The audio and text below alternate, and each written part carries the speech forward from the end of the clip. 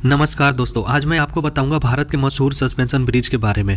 Suspension bridge क्या होता है और ये कैसे काम करता है, आइए जानते हैं। जो लोग मेरी वीडियो पहली बार देख रहे हैं वो चैनल को सब्सक्राइब कर लें और वीडियो को लाइक कर लें।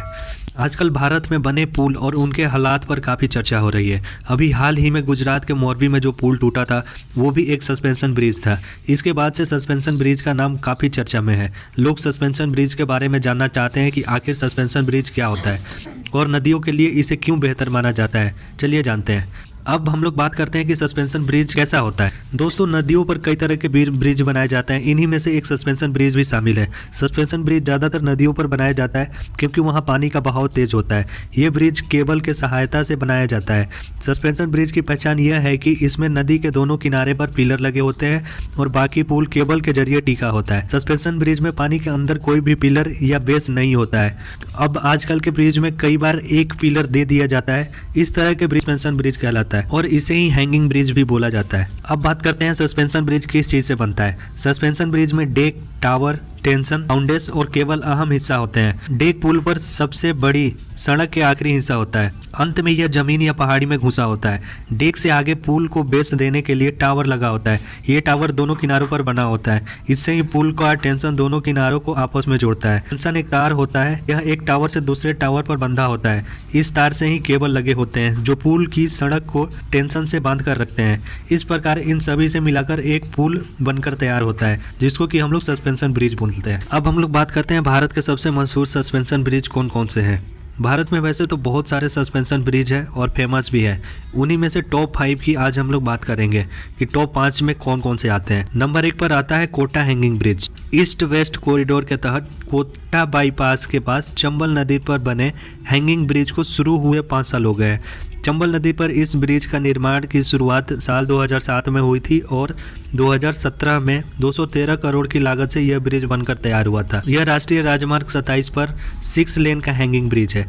यह ब्रिज 1.4 किलोमीटर लंबा और 30 मीटर चौड़ा है। नंबर 2 पर आता है लक्ष्मण झूला। भारत के प्रसिद्ध हैंगिंग ब्रिज में लक्ष्मण झूला का नाम भी शामिल है। यह उत्तराखंड राज्य के ऋषिकेश शहर में स्थित है, जो कि 450 फीट लंबा है और 5 फीट चौड़ा और नदी से 70 फीट की ऊंचाई पर है। तकरीबन 100 साल पहले लक्ष्मण झूला अपनी हिंदू पौराणिक कथाओं की वजह से पर्यटकों के बीच आकर्षण का केंद्र बना रहा है। ऐसा माना जाता है कि इसी जगह पर भगवान राम के छोटे भाई लक्ष्मण ने गंगा नदी को पार किया था। यह झूला तपोवन क्षेत्र में आवागमन का एकमात्र साधन है। इसकी मरम्मत समय समय पर किया जाता रहता है। नंबर 3 पर आता है डोबरा चांटी सस्पेंशन ब्रिज। यह ब्रिज टिहरी जिले में बना देश का सबसे लंबा सस्पेंशन ब्रिज है। यह देश का पहला ऐसा ब्रिज है जिसकी लंबाई 725 मीटर है, जो कि भारी वाहनों के चलने लायक बना है। यह पुल करीब 300 करोड़ की लागत से 2014 में बनकर तैयार हुआ था। नंबर 4 पर आता है हावड़ा ब्रिज। यह ब्रिज पश्चिम बंगाल की राजधानी कोलकाता में स्थित है, जो कि हुगली नदी के ऊपर बना हुआ है। साल 1936 से इसका निर्माण कार्य शुरू हुआ था और 1943 में इसे जनता के लिए खोल दिया गया था। उस समय यह पुल दुनिया में अपनी तरह का तीसरा सबसे लंबा ब्रिज था। इस पुल की खासियत यह है कि पुल ब्रिज महज नदी के दोनों किनारों पर बने 280 फीट ऊंचे 2 पायों पर टिका है। इस पुल से प्रतिदिन लगभग 1 लाख वाहन एवं 2 लाख पैदल यात्री हुगली नदी को पार करते हैं। इसकी कुल लंबाई 705 मीटर है। नंबर 5 पर आता है विद्यासागर ब्रिज।